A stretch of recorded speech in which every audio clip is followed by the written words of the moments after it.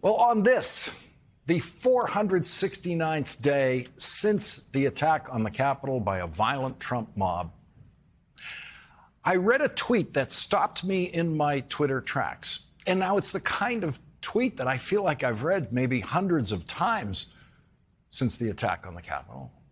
And I didn't check, but it feels like I've read a version of this kind of tweet before from the very author of this tweet. But today, for some reason, for some accumulation of reasons, the tweet shocked me. It shocked me because it should not be true. It should not be close to true. It should not be something that reasonable people say. The tweet was from my friend Rob Reiner, actor, writer, director, who is passionate in all things, including Twitter. And today, Rob Reiner wrote, "It couldn't be more simple. A vote for Republicans is a vote to destroy democracy." Now, that looked too simple.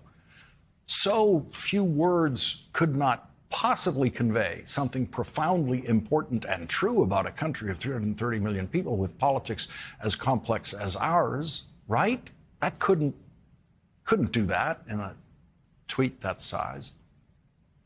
The road to good writing is rewriting, and that's mostly cutting the excess. The fewest words possible deliver the largest impact. And in this tweet, Rob Reiner has cut the idea down to its very essence. And I didn't reread the tweet so much as just stare at it, because the eye takes in all of the words at once. I stared at it not because I agree with it. I stared at it because I want that tweet to not be true. Stared at it hoping I could figure out a way to argue it's not true. It is a tweet that does not stand the test of time. A vote for Republicans is a vote to destroy democracy. That statement does not stand the test of time if we look backward. When this country was finally trying to extend voting rights to Black Americans in the 1960s, there were some Republicans who were stronger champions of voting rights than some Democrats, stronger champions of democracy, that is. The Voting Rights Act was reauthorized in 2006 with a 98-0 vote in the Senate, including Mitch McConnell's vote, and signed by George W. Bush. No one could have said then a vote for Republicans is a vote to destroy democracy, and no one said it. No one was saying in 2016, when Donald Trump was running for president, that a vote for Republicans is a vote to destroy democracy.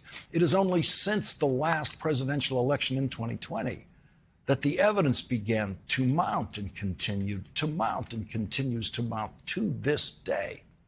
The evidence that could allow Rob Reiner to say today, a vote for Republicans is a vote to destroy democracy, and all reasonable people would have to stop and consider whether that is true. That could not be rejected out of hand by reasonable people. It is a statement that cannot just be rejected on its face, given the evidence we now have 469 days after a Republican attack on the Capitol of the United States.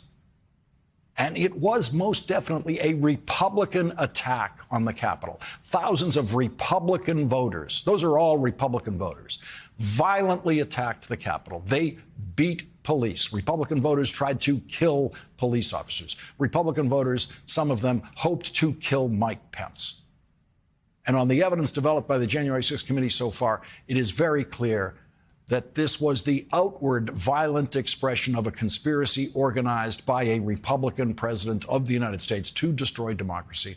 Today, Congressman Jamie Raskin, a member of the January 6th committee, said in an interview with The Guardian, quote, "This was a coup organized by the president against the vice president and against the Congress in order to overturn the 2020 presidential election. Trump was prepared to seize the presidency and likely invoke the Insurrection Act and declare martial law." Destroyed democracy. 469 days ago, after a violent Republican mob attacked the Capitol as part of a criminal conspiracy to overturn the presidential election, 8 Republican senators and 139 Republican members of the House of Representatives still stood up in their chambers and did their part to overturn the presidential election and voted to do exactly that on January 6th. A vote for Republicans is a vote to destroy democracy. If you voted for any of those 8 senators or any of those 139 House members, you voted to destroy democracy. The reason democracy was not destroyed in the last presidential election is that Republican election officials refused to destroy it. Most famously, Georgia's Republican Secretary of State, Brad Raffensperger, who took a phone call from the President of the United States trying to get him to commit a crime, and he refused to commit the crime the president asked him to commit. All I want to do is this. I just want to find 780 votes, which is one more than we have. Donald Trump tried to pressure other Republican election officials around the country, and it did not work. And so now Donald Trump and the Republican Party are trying to replace all of the Republican officials with new Republican election officials, including a new Republican Secretary of State in Georgia who will commit any election crime Donald Trump asks them to commit. Republican candidates for the Senate and for the House and for secretaries of state and election official positions around the country are pre-pledging to commit election crimes for Donald Trump in the next presidential election. And they are counting on their pledge to destroy democracy as a winning issue for them in their elections. And so a vote for those Republicans is a vote to destroy democracy. What about Charlie Baker? Massachusetts Republican Governor Charlie Baker would not lift a finger to destroy democracy in Massachusetts, but Republican Governor Charlie Baker is not running for re-election, and he is the Republican governor in a state that is fully controlled by Democrats in every other office. And so that one elected Republican is not a danger to democracy, and I'm sure there are many others like him around the country, and they aren't in a position to destroy democracy. But does that make that tweet untrue? A vote for Republicans is a vote to destroy democracy? Or is the Charlie Baker Republican just a minor footnote to that tweet? Republicans did not destroy democracy on January 6th because Republican Mike Pence refused to play his part in the criminal conspiracy. Politico is reporting today that a crucial gap remains in the January 6th committee's investigation involving the last phone conversation between Donald Trump and Mike Pence on January 6th. Quote, Pence aides say the former vice president was in his residence when the call came in. He then left the room and was out of earshot for 15 to 20 minutes. Those aides told the select committee that Pence never disclosed to them the contents of the conversation. More importantly, Pence's aides say he never revealed how he replied to Trump's intense last-minute pressure. Even though Mike Pence has not testified to the January 6th committee, he may have testified to Bob Woodward and Robert Costa in their book Peril. Here is that phone call in quotation marks in the book. I'm heading to the Capitol soon, Pence told Trump. I told you I'd sleep on it. I'd take a look with my team. We'll hear objections and evidence. But when I go to the Capitol, I'll do my job. Mike, this is not right, Trump said, calling from the Oval Office. Mike, you can do this. I'm counting on you to do it. If you don't do it, I picked the wrong man 4 years ago. You're going to wimp out, Trump said. His anger was visible to others in the Oval Office.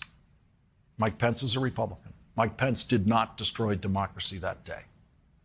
So does Mike Pence disprove the statement, a vote for Republicans is a vote to destroy democracy? I invited comment on this today by retweeting Rob Reiner's tweet with this question: can any New York Times political reporter or anyone who claims neutrality explain why Rob's tweet is not true? And I did not get an answer. The New York Times has a new editor-in-chief taking over soon, and in a Washington Post article about that transition, former Times reporter Adam Davidson is quoted. Quote, Adam Davidson, who worked as an economics writer for the Times between 2011 and 2016, argued that the Times promoted a kind of both-sidism by prioritizing the appearance of neutrality over a dedication to the truth. I think it's been disastrous from a coverage standpoint and from an organizational standpoint, Davidson said. To get to the appearance of neutrality, you have to do violence to the truth. which is the opposite of what journalists should do.